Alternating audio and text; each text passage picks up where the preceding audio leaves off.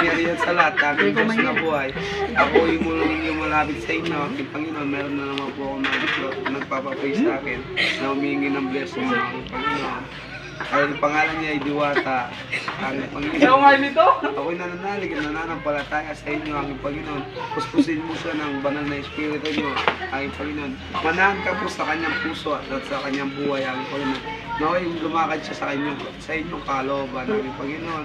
Naway pagpalain mo po siya, aking Panginoon. Tanggalin niyo po kung ano po yung masakit sa katawan niya, aking Panginoon. No, alam ko ikaw yung dakilang manggagamot. Instrumento lang yung doktor, nurse, saka gamot na yan. Alam ko sa inyo po nanggagaling pagalingan ng aking Panginoon na Jesus. Sa inyo po ako pinupuri at nananampalataya at nananalig sa inyo.